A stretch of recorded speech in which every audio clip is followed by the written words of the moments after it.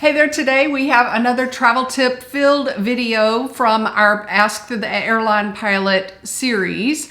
These are questions that you, our travel tips community, have asked for me to ask my husband, who is a major airline pilot. We never say who he flies for, just so we can be unbiased and not get in trouble. Today, he's going to be answering 5 questions about airplanes, especially being overbooked. Did you know that airlines can overbook flights? The main travel tip for that is to read the fine print when you have bought your ticket or if you're in the process of purchasing a ticket. Okay, the first question about airline processes and inside the airplane for a pilot is by Judy, and she wants to know, what do the announcements mean when they need to balance the airplane and the cargo needs to be loaded off or more put back in? So airplanes have to be, the weight's got to be evenly distributed from the front to the back. So we have a bunch of software that tells the ramp agents where to put the bags, but occasionally we may have to move some people to the front or the back just to make the airplane safe and balanced. So people make that much of a difference? They do, but they try to do it with bags first, and then our bags are cargo first, and then people last. The biggest time that it seems the most critical is when there's actually very few people on the airplane. That's where it's much harder to balance an airplane. So. And why?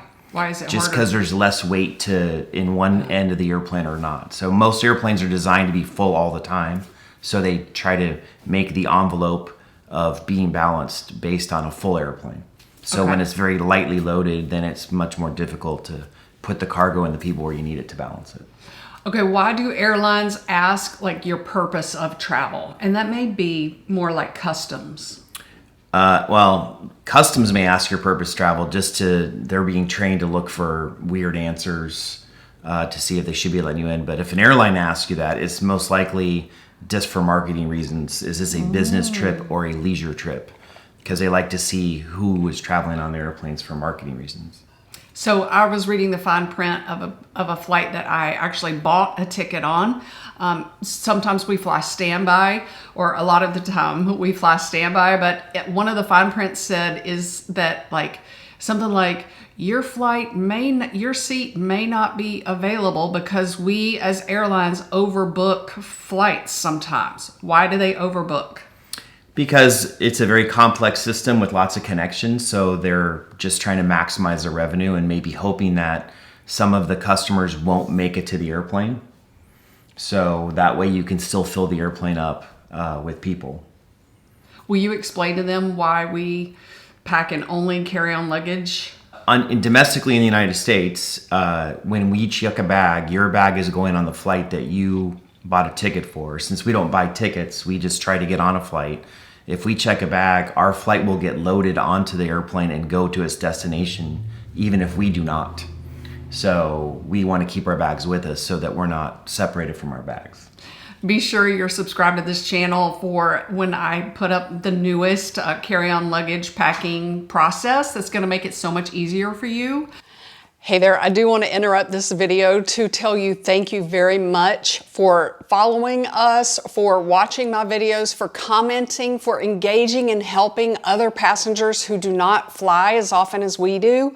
Your tips as well as your faithfulness has been very helpful to all the people in my community, and I appreciate you being kind, especially ignoring the ugly clickbait comments that we get often. One other question was, why do airlines lease airplanes? Mostly because you can get the airplane quicker because someone's already been built, and also it's probably cheaper, I'm assuming, but that's an airline economics expert, not me. One of my viewers asked, why did airlines change flight numbers? If it's the same day, you can imagine flight 1, 2, 3 may go from Cleveland to Houston to Phoenix, but it could be 2 different airplanes doing that with the same flight number. So if the Cleveland to Houston flight's running late, they may change one of the flight numbers because it's very hard for FAA software to track 2 airplanes with the same flight number. Our viewer named Laurie asked, which seats smell the diesel exhaust the most? Well, it's not diesel, it's jet fuel that you're smelling. Much like whiskey. Usually what you're smelling is the plane that is in front of us, their exhaust from their engines has gotten into our air conditioning system.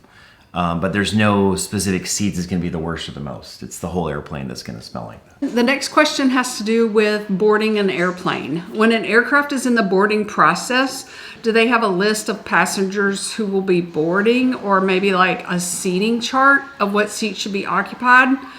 This lady is just curious for connecting flights that we're sprinting to if they know we're coming. Yes, the agents have a seating chart and it shows them all the passengers that are connecting from other flights. And they also can see the status of that connecting flight. Like, is it still taxiing? Is it at the gate? Is the door open? But what they can't do is they don't know where you are in between those two flights. Got it. In a recent video about the travel hacks that we can do with all of the airlines changes for 2025, many other of the viewers have noticed that the airplane seat space below it has diminished in size. Do you know if that's true? I do not know if that's true. Have you noticed? No.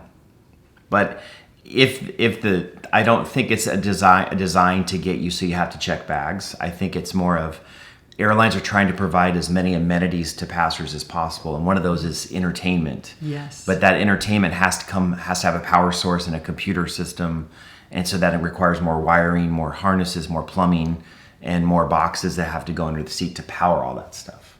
Okay. All right. And then one of our viewers named Brandon has a question, and it took a couple of communication messages back and forth. We love the comment section, so leave us comments for other questions as well.